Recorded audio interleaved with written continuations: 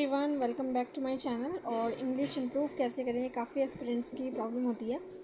मेरी भी थी जब मैंने स्टार्ट किया था। स्पेशली हिंदी मीडियम के जो स्टूडेंट्स हैं उनके लिए थोड़ा मुश्किल हो जाता है, और मैं भी हिंदी मीडियम से हूँ। स्टार्टिंग में तो मेरे 4 से 5 मार्क्स आते थे, मार्क्स में उससे ज़्यादा नहीं आते थे। लेकिन धीरे धीरे मैंने जैसे जैसे इम्प्रूव किया उसके बाद 20+ आने लगे। और अभी भी ऐसे ही है कि अगर कुछ टाइम तक लगातार इंग्लिश छोड़ दी, लाइक रीडिंग भी नहीं की, कुछ भी नहीं किया, तो फिर से मार्क्स कम होना शुरू हो जाता है। आई थिंक सबके साथ ये प्रॉब्लम होती है, एक्यूरेसी ख़राब होती है इंग्लिश में ज़्यादातर, इस वजह से मार्क्स भी कम हो जाते हैं। तो मैंने क्या क्या किया इंग्लिश में स्कोर इम्प्रूव करने के लिए, स्कोर बढ़ाने के लिए, वो मैं आप लोगों के साथ शेयर करने वाली हूँ।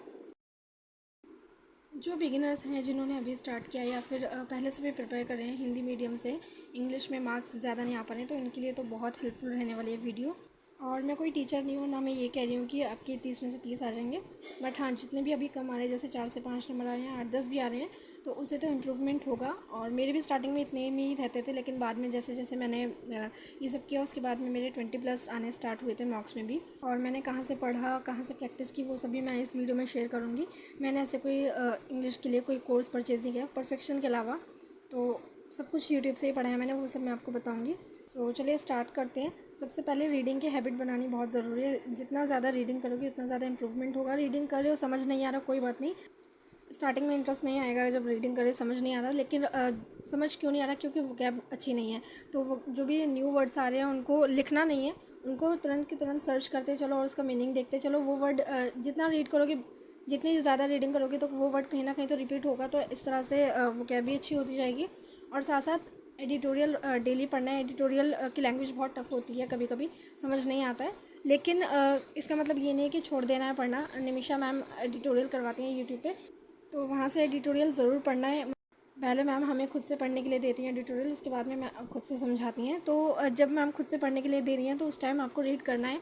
वीडियो पॉज करके रीड करो, अगर लाइव नहीं देख रहे तो रिकॉर्डेड देखो। वीडियो पॉज करके रीड करोगे, और उसके बाद में जो नहीं समझ आ रहा कोई बात नहीं, उसको मैम तो समझाएंगे। और जो भी वर्ड्स आपको लग रहा है अगर लिखना चाहिए तो लिखो, लेकिन मुझे लगता है कि लिखने का कोई फ़ायदा नहीं होता। मैंने भी स्टार्टिंग में बहुत वोकैब लिखती थी, वोकैब और उसकी मीनिंग्स, लेकिन उसका कोई फ़ायदा नहीं होता, क्योंकि जब तक आप उसको उठा के पढ़ोगे नहीं बार बार, तो उसका कोई फ़ायदा नहीं है। और एडिटोरियल की क्लास में सिर्फ रीडिंग और वोकैब का फ़ायदा नहीं होता, ग्रामर का भी फ़ायदा होता है। मैम साथ साथ ग्रामर भी समझाती रहती हैं। और प्रैक्टिस के लिए मैं बताऊँ, सबसे पहले मैंने एरर डिटेक्शन के क्वेश्चंस करना स्टार्ट किया था, जो मैम अनअकैडमी पे फ्री क्लासेस करवाती थी, 1:30 बजे होती थी। लेकिन उसके बाद में धीरे धीरे मैम ने यूट्यूब पे पढ़ाना स्टार्ट किया था। अचीवर सीरीज़ के नाम से वो प्लेलिस्ट है, लिंक मैंने डिस्क्रिप्शन में दे दिया, आप लोग चेक कर सकते हैं। तो वहाँ से बहुत स्टार्टिंग में होता था कि नहीं, मतलब क्वेश्चन गलत हो रहे हैं, बार बार गलत हो रहे थे।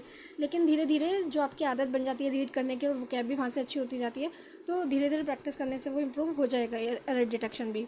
और इस तरह एरर डिटेक्शन से तो बहुत बहुत ज़्यादा हेल्प मिलती है इंग्लिश इम्प्रूव करने में। बाकी उसके अलावा अभी कोई एग्ज़ाम नहीं लगा हुआ है, टाइम है अभी। अच्छे से आप 120 रूल्स ऑफ ग्रामर मैम की जो प्लेलिस्ट है यूट्यूब पे, वहाँ से आप नोट्स बना सकते हो, और प्रॉपर नोट्स बना के उसको रिवीजन करते रहो। मैं ऐसा करती हूँ कि जब भी प्री आने वाला होता है, या फिर जब भी मतलब मेरे क्वेश्चन ज़्यादा गलत हो रहे हैं, तो इंग्लिश में मार्क्स कम हो रहे होते हैं मॉक्स में, तो मैं जो मैंने नोट्स बना रखे हैं उनको रिवाइज़ करना स्टार्ट करती हूँ। जैसे एक दिन में 30 रूल रिवाइज़ कर लिए, और या फिर 40 रूल रिवाइज़ कर लिए, उसके बाद में क्वेश्चंस की प्रैक्टिस की, तो इस सबसे बहुत इंप्रूवमेंट होता है और मार्क्स भी इम्प्रूव होते हैं। और उसके बाद में आपको कहीं से भी क्विज़ेस मिल रहे हैं तो क्विज़ेस लगाना स्टार्ट करो। किसी भी टॉपिक के, आरसी का मिल रहा है, या फिर पैराजंबल का मिल रहा है, या फिर किसी भी एरर डिटेक्शन का मिल रहा है, किसी भी टॉपिक का मिल रहा है, तो वो क्विज़ेस लगाना स्टार्ट करो। जितने भी क्वेश्चंस गलत होंगे उसको एनालिसिस करना स्टार्ट करो, क्योंकि जितनी बार आप अपनी गलतियों को देखोगे उतनी बार ये याद आएगा कि ये यहाँ पर गलत किया था। उसके बाद में दोबारा तो रिपीट नहीं होगी। अगर दोबारा होती भी है तो 2-3-4 बार आप उसको पढ़ोगे तो बाद में रिपीट नहीं होगी वो गलती। और इस तरह से ग्रामर के जो रूल्स होते हैं वो भी याद होने लगते हैं। और ग्रामर के जो 120 रूल्स ऑफ ग्रामर है वो भी डेली रिवीजन करना है। ये सब मैंने यूट्यूब से ही किया था स्टार्टिंग में ही। और धीरे धीरे जैसे जैसे आपका एक एक टॉपिक इम्प्रूव होता जाएगा, जैसे आरसी हो गया, पैराजंबल हो गया, और मिसलेनियस में वर्ड रिप्लेसमेंट वाले क्वेश्चंस हो गए, मैचिंग वाले क्वेश्चंस हो गए, तो जैसे जैसे एक एक टॉपिक आप डेली क्विज़ेस में लगाते जाओगे वहाँ से इंप्रूवमेंट होगी। उसके बाद में जब आपका कॉन्फिडेंस थोड़ा बढ़ जाएगा तब जाके सेक्शनल मॉक लगाओ। सेक्शनल मॉक में उसके बाद में जो भी गलतियाँ हो रही हैं उसको अच्छे से एनालिसिस करके वहाँ सॉल्यूशन दे रखा होता है, क्या गलती की है, कौन सा ग्रामर का रूल लगना चाहिए था। तो वो सारी चीज़ें जितना ज़्यादा करोगे उतना ज़्यादा इंप्रूवमेंट होगा। रीडिंग बिल्कुल नहीं छोड़नी है, रीडिंग तो डेली करनी है। ये बहुत बेसिक चीज़ें हैं जो मैंने अपने में सुधार किया, और उसके बाद में मुझे मार्क्स में भी इम्प्रूवमेंट दिखा था। तो आई एम श्योर आप लोगों को भी ज़रूर दिखेगा। और अगर वीडियो हेल्पफुल लगती है तो वीडियो को लाइक करें, चैनल को सब्सक्राइब करें ऐसी और हेल्पफुल वीडियोज़ के लिए।